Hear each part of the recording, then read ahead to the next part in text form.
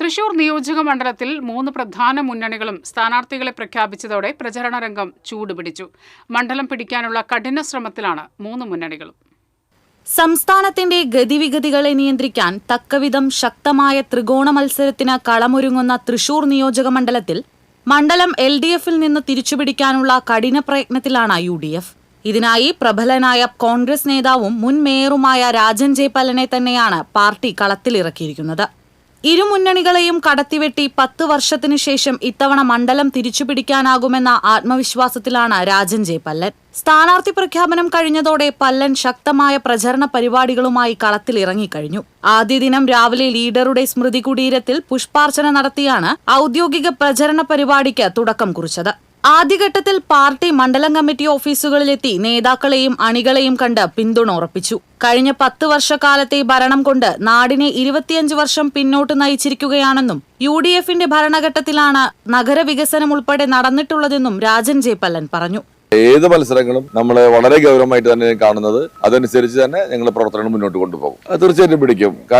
കാരണം എന്ന് വെച്ചാൽ നമുക്കറിയാം, 10 വർഷക്കാലം തൃശൂർ കോർപ്പറേഷൻ നയിച്ചത് LDF ഭരണസമിതിയാണ്. 10 വർഷക്കാലം ഗവൺമെന്റ് പ്രതിനിധി 2 തവണ LDF MLA ആയതുണ്ടായിരുന്നത്.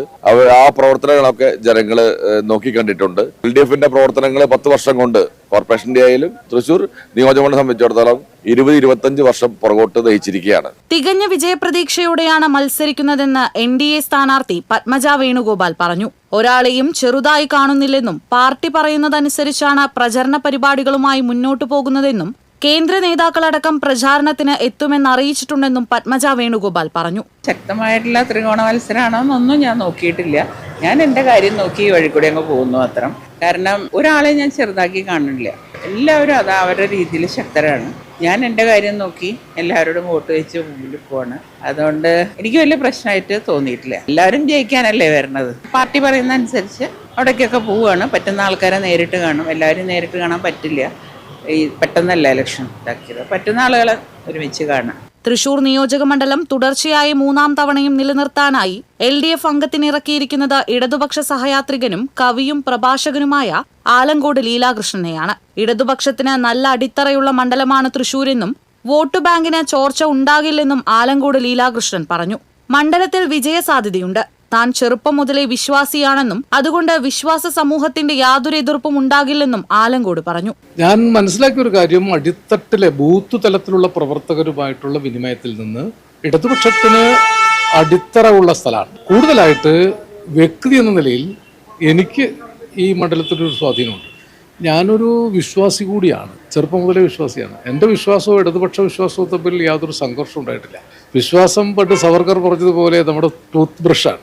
അത് നമുക്ക് മാത്രം ഉപയോഗിക്കാനുള്ളതാണ്, അത് മറ്റുള്ളവർക്ക് ഉപയോഗിക്കാനുള്ളതല്ല. ആ വിശ്വാസം കൊണ്ട് മറ്റുള്ളവരെ ഉപദ്രവിക്കാറില്ല. അതുകൊണ്ട് വിശ്വാസി സമൂഹത്തിന് എന്നോട് എതിർപ്പുണ്ടാവാൻ വഴിയില്ല. ഒരു വിശ്വാസി സമൂഹത്തിന് 3ാം തവണയും തൃശൂർ LDF നേടും, 3ാം തവണയും കേരളം LDF നേടും. അതിനുള്ളൊരു അനുകൂല കാലാവസ്ഥ കേരളത്തിന്റെ രാഷ്ട്രീയ മണ്ഡലങ്ങളിൽ ഉണ്ടായി വന്നിട്ടുണ്ട്. കരുത്തരായ 3 സ്ഥാനാർത്ഥികളും സജീവമായതോടെ തൃശൂരിലെ മത്സരംഗം കടുത്തതാവും. തദ്ദേശ തെരഞ്ഞെടുപ്പിലെ UDF മുന്നേറ്റവും ലോക്സഭാ തെരഞ്ഞെടുപ്പിലെ NDA മുന്നേറ്റവും കഴിഞ്ഞ നിയമസഭാ തെരഞ്ഞെടുപ്പിലെ LDF മുന്നേറ്റവും പരിഗണിക്കുമ്പോൾ ഇത്തവണത്തെ നിയമസഭാ തെരഞ്ഞെടുപ്പ് തൃശൂരിൽ കടുത്തതാകും എന്നതിൽ സംശയമില്ല. TCV news, Thrissur.